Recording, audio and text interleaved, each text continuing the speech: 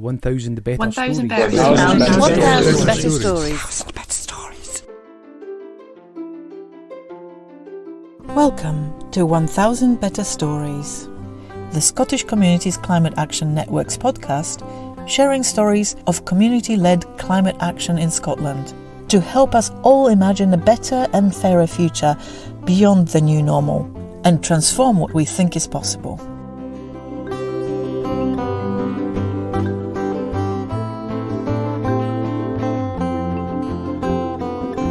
Hello, I'm Kaska, one of SCCAN Story Weavers.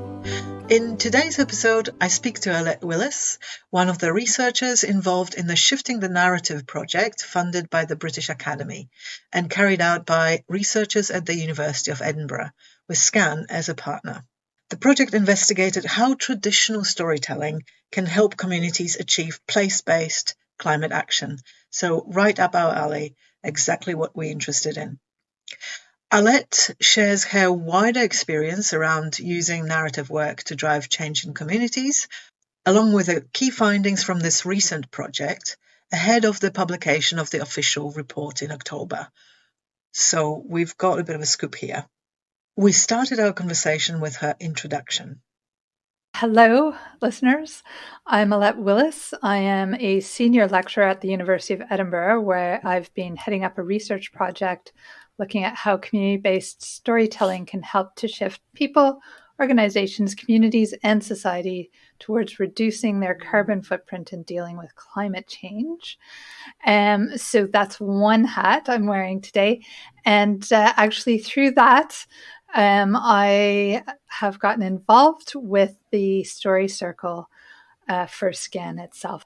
Right. I try to ask people about their climate journeys to start with, because how people get to this place is so important to share and so inspiring. So would you mind sharing your climate journey briefly? So I knew you were going to ask me this, so I have been thinking about it over the last few days. Actually, my climate journey goes back quite a long way. And this is all going to date me as well. I was first introduced to the issue of climate change in 1990 when someone came to my secondary school in Canada to talk to us about it. So that's actually a shockingly long time ago. And I do remember that person, I think they were a climate scientist of some sort, telling us that we had, back in 1990, we just had a decade to do something about climate change. So that motivated me. This was my last year of secondary school. At around the same time, my father, who's retired now, but he was a coastal engineer for the Canadian government. And I know that he and his lab started working on ways to protect coastlines from rising water in the face of climate change. So I also heard about it from him a bit as well. So when I left secondary school and I went on to my undergrad in university, I joined the board of the Ontario Public Interest Research Group and the local board at Carleton University. OPIRG for short is a student-run research, activism, social justice, environmental justice type organization that Ralph Nader set up, even before 1990, that operates at a lot of North American universities.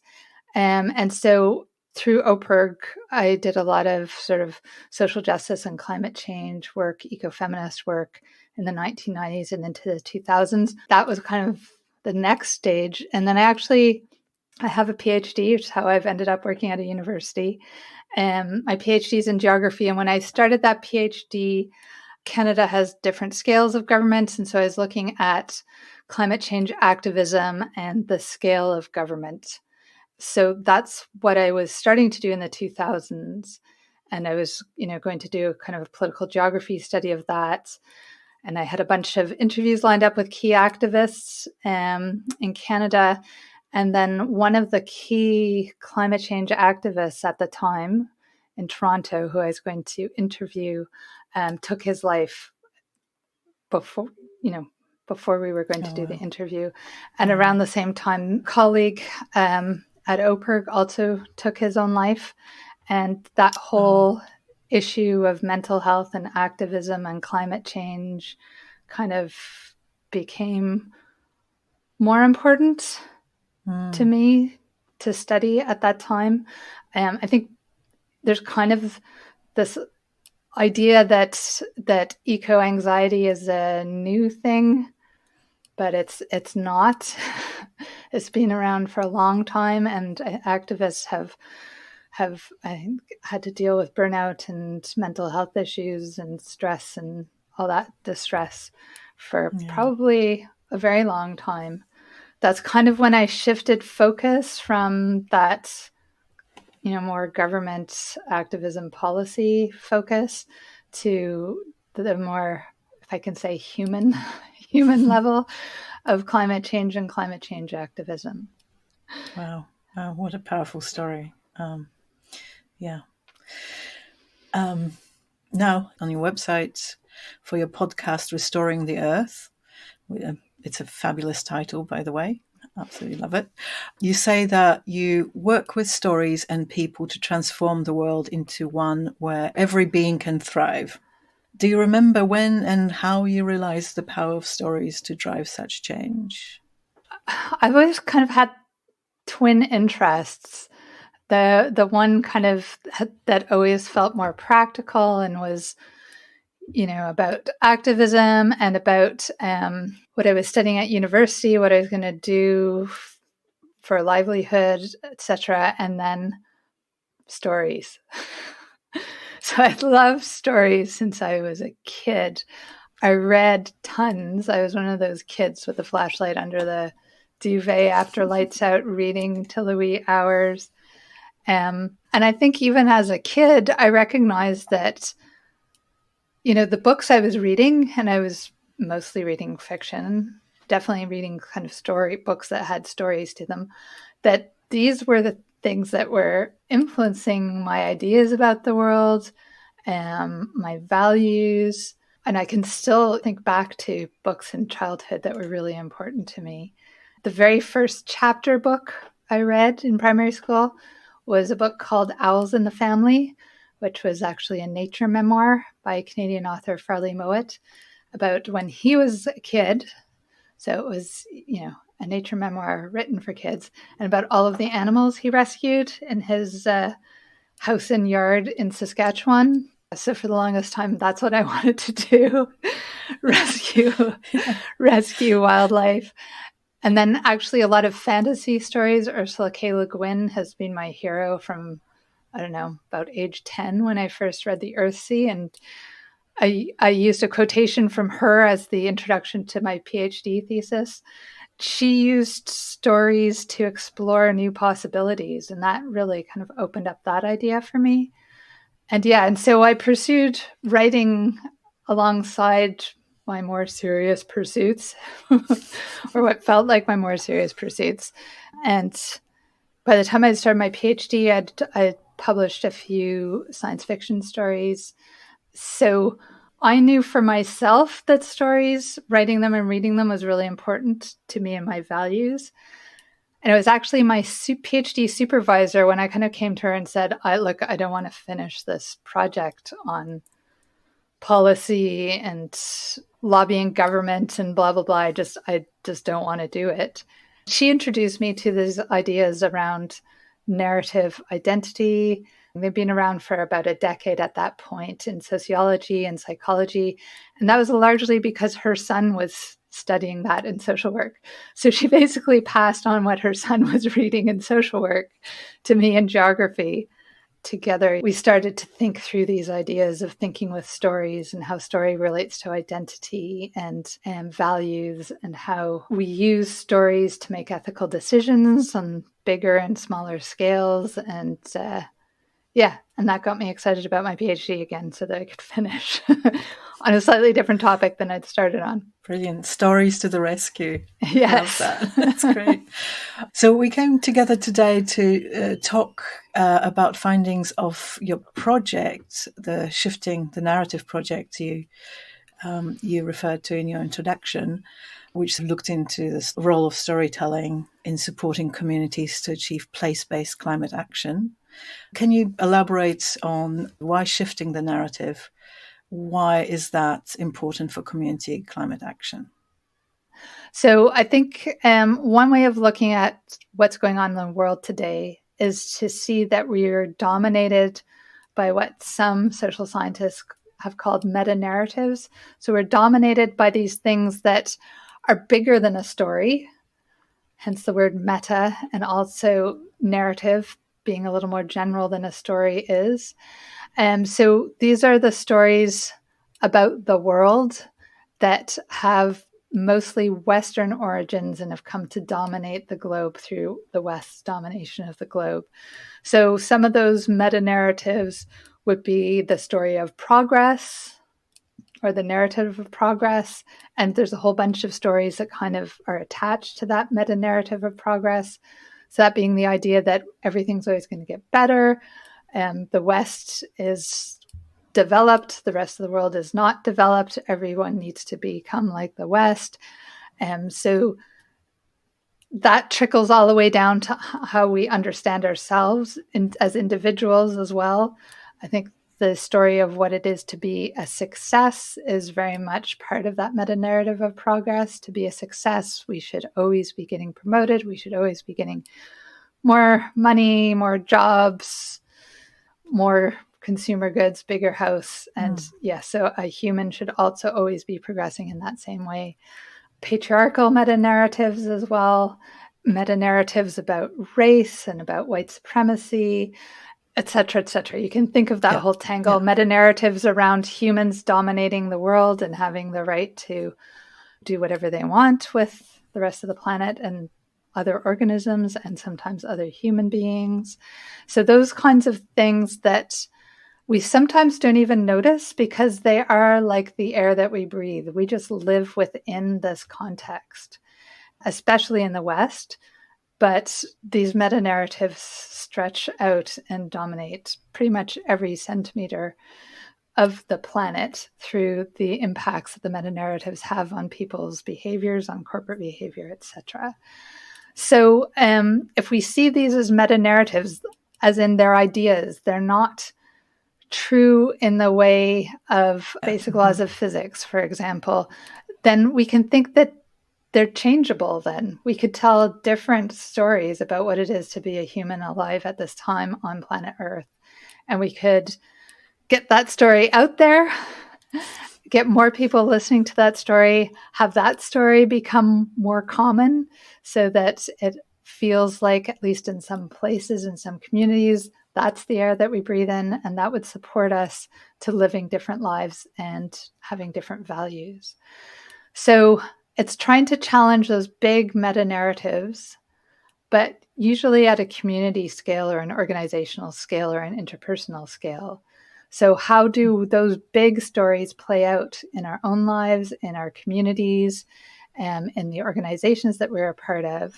And how can we find and support other stories in becoming the dominant stories in our everyday lives, basically, so that we live out a story of, could be a story of harmony. It could be, a story of interdependence with the rest of the natural world. I mean, we called it shifting the narrative. It's a bit of just a catchphrase. It's probably shifting the narratives to other stories and narratives. Definitely want a plurality and a diversity of stories out there so that we've got a range of ways of understanding ourselves and our lives and deciding what we want to do. Stories and storytelling are such a wide concept. They're used by people from marketing to the film industry. And your work focused on traditional storytelling. Can you tell us what it is and why do you think it may be a powerful tool to use in our communities?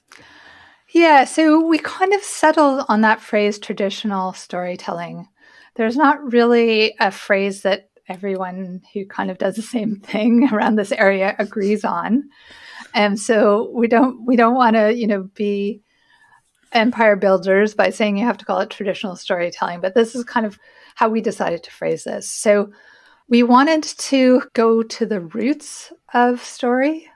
So yes, there's all these different kinds of media by which storytelling and story is spread. And a lot of those media actually have a lot more power than a performance storyteller does, in that they just have, more people will see a film than will hear one teller tell that story. But we want to go back to the roots of story in human society, basically. And traditional storytellers, we could also call them sometimes called oral storytellers, sometimes called performance storytellers, and people who just tell a story with no, or at least little, other media involved, usually to an immediate audience, live in person, or live online. Every community used to have a storyteller, whether that was a formally declared role, as it was and is in many societies, or just so-and-so would held all the stories in the history, and you could go to them and you could hear the stories.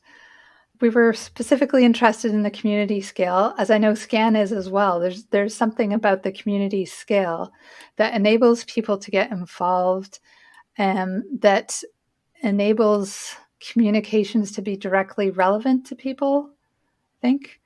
So we also wanted to talk to people who were working at that community scale. So community-based arts practitioners was another way that we defined this, or community-based narrative arts practitioners. Again, we struggled to find the right word. But they're the people who put on performances and workshops these days. That's where traditional storytelling mostly takes place. And those performances can be, very formal in a theater or informal. Storytellers get invited now to give plenaries at conferences sometimes. Of course, you probably more commonly think of storytellers in schools and libraries. And definitely the people we talked to, a lot of them did that kind of work. But a lot of them did broader work than that. Many of them worked with, some of them were scientists. So it was that idea of the more intimate story sharing and the more basic story crafting and telling that does not depend on media just to get at stories. It's not that we're against media, but once you look at storytelling in a particular form of media like film or podcasting, then you also have the technological elements. You have other things that come in that we just wanted to leave out of this particular study for the sake of really narrowing down onto the bones of story and storytelling, or the foundations. Can you just tell us more about how you found out what you found out? We only had a very brief amount of time from a research perspective.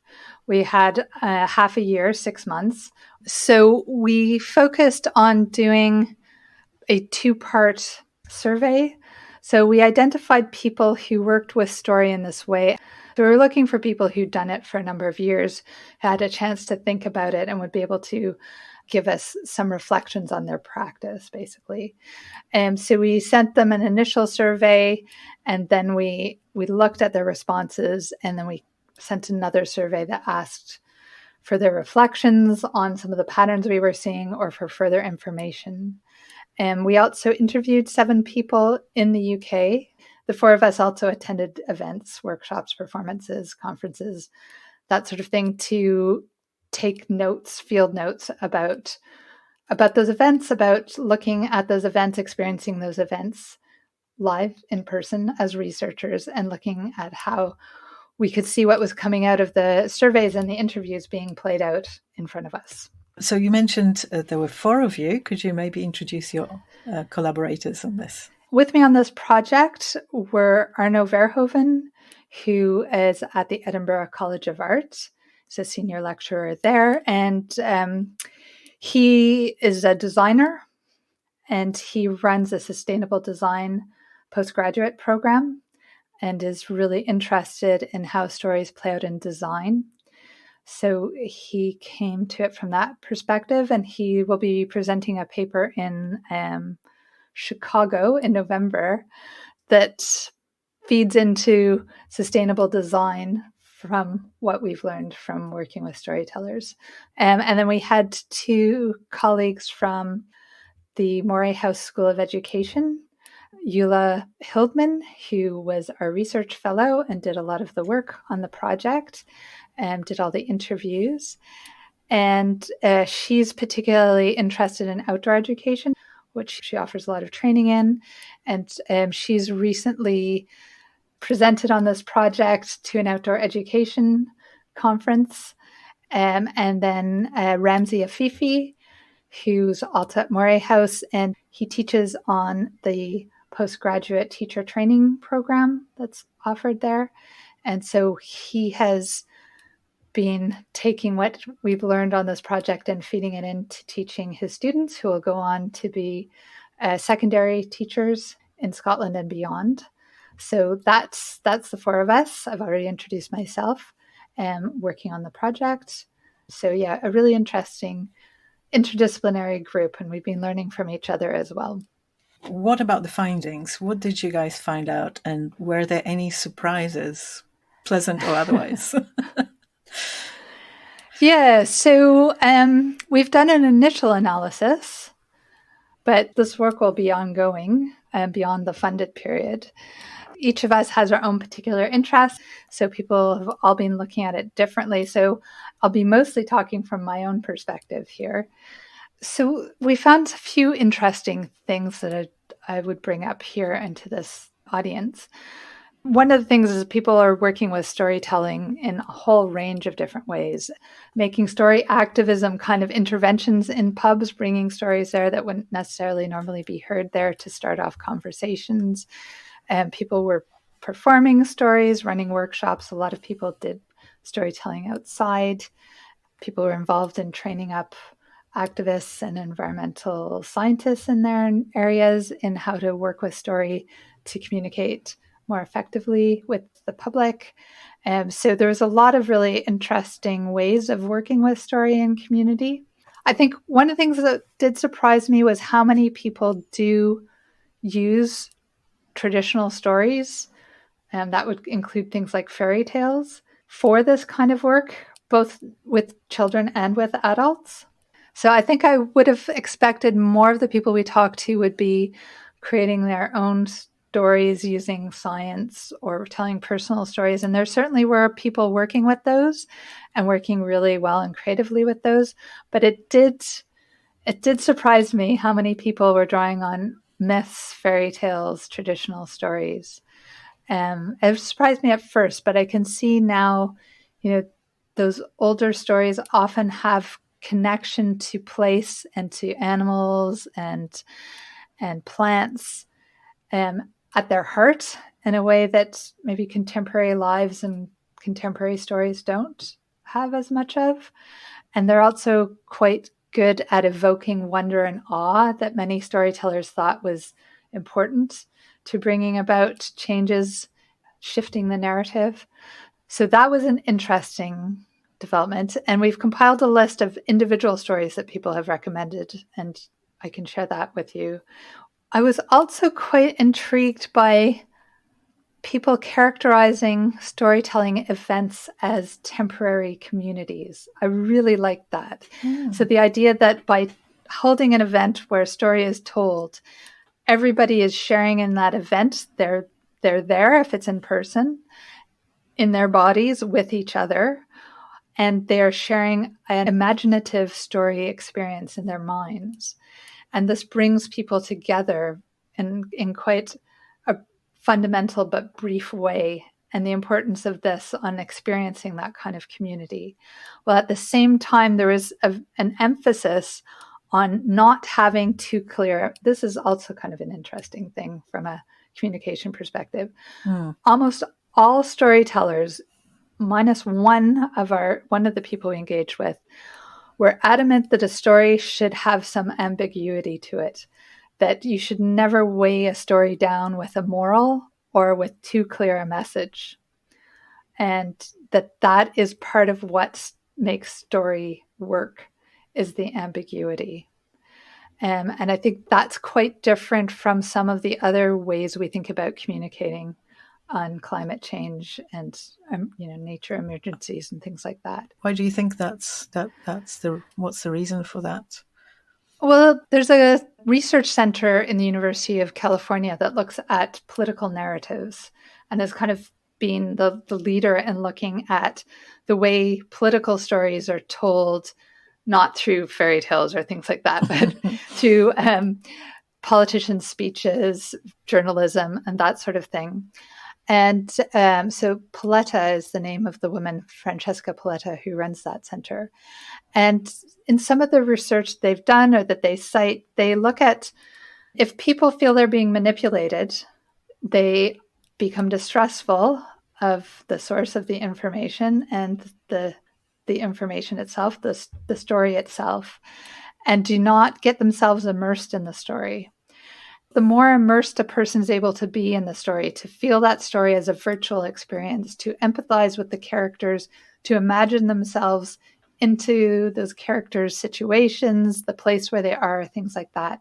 The more someone does that, the more shifts can be detected in people's way of giving meaning to their experiences and lives, and the longer those shifts hold. So if there's too clear a message, then a person will fight against it and will not relax into and have that experience. It doesn't open people's minds and closes people's minds. It's really interesting. Absolutely. Because with climate messaging, there's generally very sort of straightforward, you must do this, or these are the tips to follow, or this is the situation, very clear and simple messaging. But this is a very different way of approaching the discussion. Yeah, and I think that straightforward messaging definitely has a place. For people who are already on board, who already care, who want to know what to do, they want that clear messaging and that clear information so that they can carry out the values that they have. But in terms of actually engaging somebody's values, fortunately, I think you can't manipulate people too much with communication. Darn. Because the thing is, if a story is ambiguous, this came up too, you would expect that everybody would interpret it slightly differently, and you'd want them to.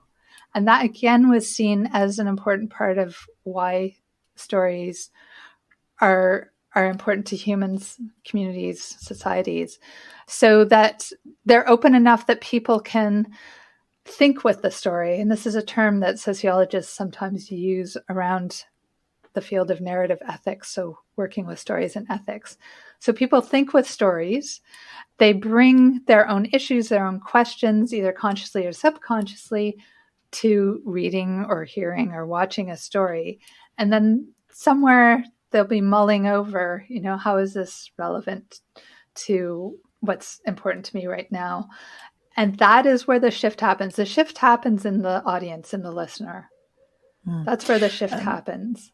I just wanted to ask you about another thing. I think that another finding, you were talking about conversation as a really important part of this storytelling experience of creating community or creating meaning as well.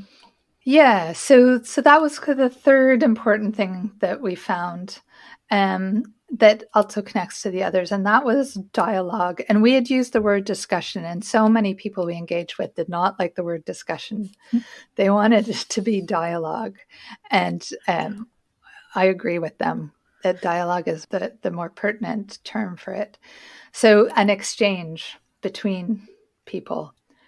And again, we had maybe thought that the discussion would be about the story, but storytellers were clear with us. They had clear messaging on this, that it's actually an exchange between the listeners and the teller. And this was valued by most of the storytellers that were working in this area, really valued that everybody valued this. Most of them were working with it in quite formal ways. So some people pointed out that actually a live storytelling session is always a dialogue. So the storyteller who is present in some way with the audience will be paying attention to the audience's responses. Again, sometimes unconsciously, sometimes consciously, and that will change the way the story is told. Because all of these storytellers work improvisationally to a certain extent. So they're not memorizing a script and saying the script, they're telling a story. So the story will be told slightly differently every time it's told. It will have a framework that is the same from time to time, but the telling will always be different. So that is dialogical in itself. And for many storytellers, that's what they do. They focus on the performance. Others integrate other things and understand some of what happens at a performance as dialogue as well. So if you go to a storytelling performance, before it starts, usually the storyteller will engage the audience. It's not like a formal theater, where there's that invisible wall between what's going on in the stage and the audience. The storyteller is there with the audience, and they'll ask the audience questions. And again, that will be part of the dialogue, and that will shape the telling. But again, a lot of storytellers actively encourage a dialogue after the storytelling event. So whether that storytelling event's part of a workshop or is a performance, there'll be an opportunity for audience members to respond to what they've heard. And some of the people we talked with will structure that in various ways. So give the audience an opportunity to reflect more deeply on their own lives in relation to the story through questions or somatic exercises with the body or visualizations, and then open up a dialogue, not about what is the story about, because we said we don't want a clear message. We don't want to shrink the story back down. But what did people get out of the story? What came up for them when they heard the story? If it was a story about trees, a storyteller might start the session just by asking people, what's your favorite tree? Did you have a tree you used to climb in childhood? Tell the story about the tree. And then after the story, just continue that conversation, that dialogue about trees and why people feel attached to, care about them, and things like that. So again, the thought was that the shifting is maybe started with the story, with people unconsciously processing questions, issues, their own lives, their own experiences in relation to this new story they're hearing, but then can be brought out further by deepening people's engagement between their lives and the story, and then also connecting each other through sharing their personal stories, basically, at this point. And further creating that community that holds a particular way of valuing story, valuing people, and valuing the connections, the interdependence that is in the story that was told. Traditional storytelling, it makes me think of fairy tales and old legends. And you said that a lot of people are still using those. Can you give an example of how Scottish storytelling traditions, which are quite strong, I think, are still relevant to here and now and to these issues? Yeah, so Scotland is actually quite lucky in sort of Western societies that storytelling was kept alive as a traditional art form through rapid urbanization and modernization in a way that didn't happen necessarily in other European countries. So storytelling, is alive and well in Scotland, and traditional stories, old stories from Scotland, are still told quite regularly at the Scottish Storytelling Centre and elsewhere. So there's a lot more support for traditional storytelling and for maintaining those connections to oral cultures. The Scottish travellers deserve much of the credit, and they kept these stories alive and going, and still do. There's still some Scottish travellers, such as Jess Smith, who are telling today, who come from that oral tradition directly, and so are telling stories that they learned from hearing somebody else tell the story, rather than telling stories they've learned from a book. So we're really fortunate in Scotland that we have those traditions still alive and still accessible. There's something that is talked about in various parts of the academy and elsewhere called traditional knowledge. So the idea of that those cultures that precede and indeed still live alongside Western culture have their own set of knowledge, much of it might be useful to the whole world these days in terms of how we can live with a smaller carbon footprint. Sometimes it's called traditional ecological knowledge. So keeping those old stories alive, not only do they carry values of interdependence in a way that maybe contemporary stories don't, but many of them actually also contain information on, for example, how old heather brooms used to be made. There's a story in the book that I put together with Alison Galbraith that tells Archie's besom, and as part of the story, traditional broom is made. So there's there's that kind of knowledge in those stories, as well as the carrying of values. I mean, a lot of stories and fairy tales do come from all over the world and from traditional indigenous cultures as well. So how can they be used? Are they relevant? And are they sort of issues maybe of cultural misappropriation around those? Because that could be maybe seen like that. Yeah. A lot of the storytelling revival that took place in the UK and also in Canada and came about sort of in the 60s and 70s, where there was a real strong impetus towards multiculturalism and, for the best of reasons, wanting to share and expose people and children particularly to a whole range of diverse cultures, etc. So actually a lot of the storytelling books, collections out there that are to do specifically with nature and the environment tend to be collections of stories from all over the world and rarely from traditions from Western cultures, if you like. And that has raised issues, particularly discussions around colonialism and appropriation, as you were mentioning.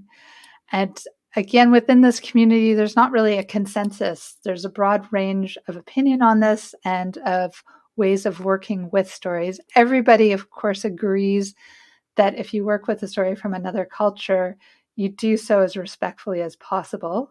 The bottom line being you share the source. Where did the story come from? Who are the people that held this story?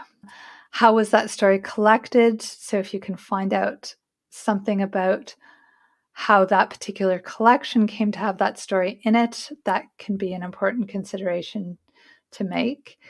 Some cultures are quite happy for their stories to be shared. Once they've told the story, they believe it's out there in the world, and others who've heard it are free to share it.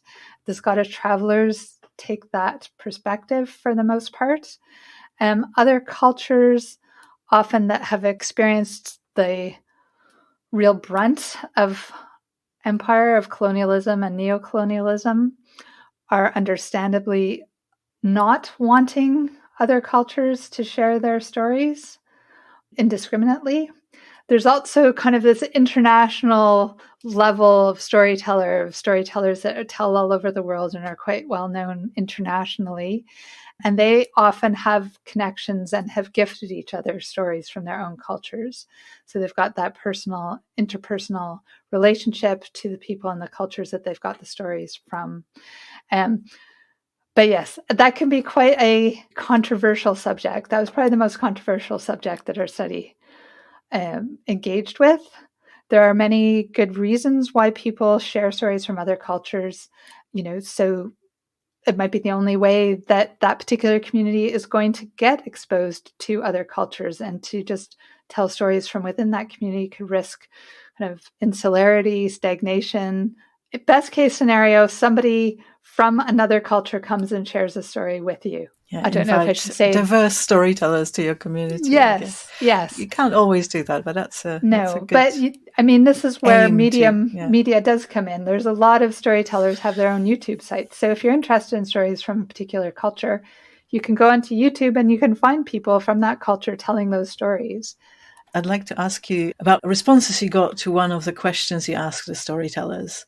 You asked them to imagine that they had all the support they needed, and you asked them to tell you what would be the project that they'd like to undertake to aid a group, organization, or community to shift their narratives towards more sustainable ways of living. Can you maybe point out a few responses to that. What were the... Yeah, I'm glad we asked that question because we got really interesting responses to it. I think one thing that came out quite clearly was how these, what we've been calling traditional storytellers, work in a range of media. So there's lots of ideas about sort of crossing from that performance storytelling to making videos with kids collaboratively, that animations that would illustrate the story being told, and people wanting to put things in books, even a couple of podcasts and things like that. So a lot of the projects were really about connecting to place. And I know you have an strong interest in that as well. So there were different ideas about connecting to place.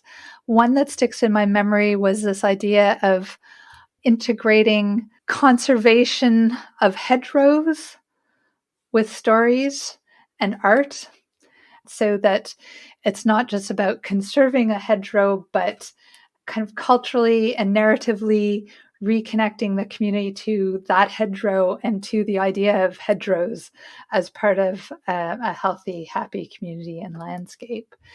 There was somebody who had the dream of being a storyteller in residence to a community for a year, and for that then to pass on, so that there's always a storyteller in residence who does all of this sort of thing. And it could be a storyteller in residence to a community or to a forest or to a loch, or but somebody who holds those stories, who develops the stories, who shares the stories, and then passes on to the next person. There were a couple of proposals that were kind of national in scale. So although a national network of community-based storytellers that all connect and work together. There was plans for festivals, and lots of people wanting to get storytellers together and then disperse into the world, carrying those stories and those ideas and those practices. Storyteller in residence. I'm imagining a cave or a little hut somewhere in the middle of the forest, and anybody can come and get a story of place or gift a story of place as well. And I love that idea. I'm grabbing that one for Tensmuir and for Tayport. Just find some money first. You already talked about how your collaborators will be using the learnings from the research in the immediate future. What are you going to do with all these findings? And is there more to come on this topic? I think we'll keep looking at what people told us. We'll keep deepening the analysis, connecting that analysis to different areas of work. As I mentioned before, we have a few specific things.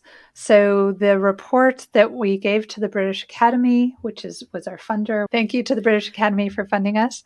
The report will be released by them in October. So they have an embargo on it right now. We couldn't share the report broadly until that time. So that will be available for people to look at. We are going to be doing a workshop as part of the Scottish International Storytelling Festival. The workshop will be online as part of their global labs. So if you want to spend a whole afternoon exploring these ideas in a hands-on way, I won't just be talking. We won't just be talking. We'll be doing some practical exercises, experiential things. The last Tuesday in October, we will be doing that, and you can sign up for that through the Scottish International Storytelling Festival. My last and final question, which I ask of everybody, I would like your personal view on what you think the role of communities is in driving the necessary change towards the fairer world for all. I'm very committed to the community scale, and I do think the community scale is where change is going to come from, because that is the scale at which we all live our lives. Well, the communities can be dominated and are dominated by those meta-narratives that we started our whole discussion with. Communities are also where other stories can gain a foothold and some foundation and stability from which to launch out into the globe, if you like. And the philosopher Hilda Lindemann Nelson, she's an American philosopher, she's written on this. She had a great interest in how we get those alternative stories out there. counter stories, she called them. And she was a believer in the community scale as being fundamental. It's small enough area that you can experiment with new ways of telling stories about what it is to be a human in the 21st century. It's a small enough area to live out those stories with other people and be supported in those. Once it's taken root at the community scale, it's harder for it to be uprooted by global forces. Thanks very much for taking time to talk to me about the research. Thank you, Kaska. I hope this conversation gave you a bit of a taste of how working with traditional storytelling can create change in our communities. And if you're interested in more details, the official British Academy report is coming out in October, and Alette will post updates on this and other work on her Restoring the Earth website. I popped the link to it in the episode notes for you, along with the links to all the project collaborator profiles. I also shared a link to the online workshop on shifting the narrative at the International Storytelling Festival on the 25th of October at 2 p.m. And if you're interested in using technology for your community place-based storytelling, you might like to join us for a SCCAN Stories for Change workshop on the 13th and 25th of October. Over the 2 mornings, we will explore practical examples of powerful place-based storytelling for change and how to use a free, easy travel app to create and share such stories. It's fun and easier than you can imagine. Link to Eventbrite booking for the workshop is in the show notes too, or just drop us a line on stories@scottishcommunitiescan.org.uk and we'll point you in the right direction. Well, that's all for now. Until next time, take care of each other out there.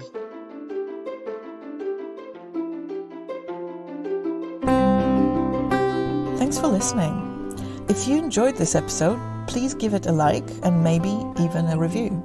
It will really help us reach a wider audience. If something exciting is happening in your own community, be sure to let us know so that we can help you tell your own story. Or maybe you would like to join our brand new Storyteller Collective. You can drop our Story Weavers a line at stories@scottishcommunitiescan.org.uk.